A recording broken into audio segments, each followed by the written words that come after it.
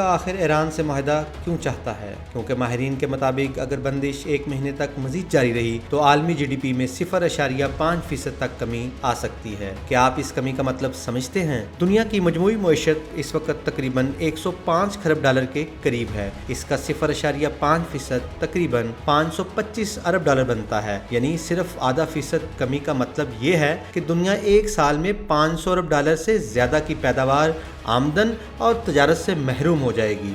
عالمی سطح پر اندازاً 50 سے 70 لاکھ نوکریاں خطرے میں پڑ سکتی ہیں۔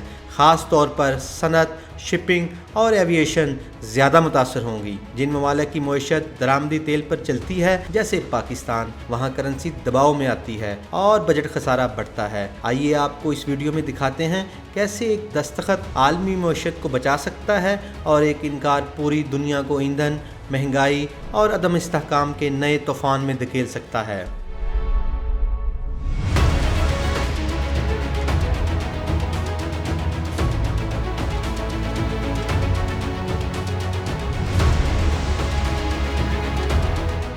ایک طرف امریکہ ہے جو خود کو عالمی نظام کا محافظ سمجھتا ہے، اور دوسری طرف ایران ہے جو اپنی سرحدوں، وسائل اور فیصلوں پر مکمل اختیار کو اپنی سرخ لکیر قرار دیتا ہے۔ سوال یہ نہیں کہ کوئی معاہدہ ہوگا یا نہیں، سوال یہ ہے کہ اگر ہوا تو اس کی قیمت کون ادا کرے گا۔ 14 نکاتی فریم ورک کے مطابق ایران کم از کم 12 سال تک یورینیم کی افزودگی روک دے گا اور جوہری ہتھیار نہ بنانے کی تحریری یقین دہانی دے گا۔ اس کے بدلے میں امریکہ وہ پابندیاں اٹھائے گا جنہوں نے ایرانی معیشت کو پچھلے برسوں میں شدید نقصان پہنچایا، اور وہ اربوں ڈالر کے منجمد اثاثے بھی بحال کرے گا جو مختلف غیر ملکی بینکوں میں پھنسے ہوئے ہیں۔ اس معاہدے کا ایک مرکزی نقطہ ابنائے ہرمز ہے، جہاں سے دنیا کے تیل اور گیس کی تقریباً 20% سپلائی گزرتی ہے، اور جسے کھولنے کی ڈیڈ لائن دستخط کے بعد 30 دن رکھی گئی ہے۔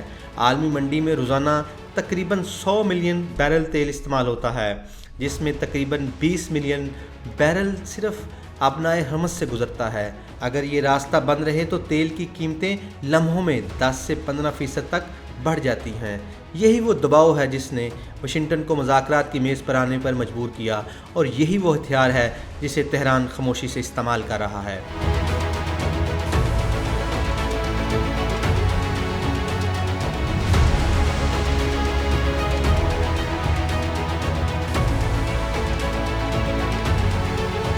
امریکی صدر کا دعویٰ ہے کہ ایران ڈیل چاہتا ہے، اور حالیہ بیانات میں انہوں نے یہاں تک کہا کہ پچھلے 24 گھنٹوں میں بات چیت انتہائی مثبت رہی، جبکہ دوسری طرف ایرانی پارلیمنٹ کے بااثر حلقے اسے امریکی خواہشات کی فہرست قرار دے رہے ہیں، جبکہ اسی کے ساتھ امریکہ نے پروجیکٹ فریڈم کو عارضی طور پر روکے رکھا، جو دراصل ابنائے ہرمز کو طاقت کے ذریعے کھولنے کا منصوبہ تھا۔ یہ توقف بذات خود اس بات کا ثبوت ہے کہ واشنگٹن جانتا ہے بندوق سے مؤثر ہتھیار اس وقت معیشت اور سفارتکاری ہیں۔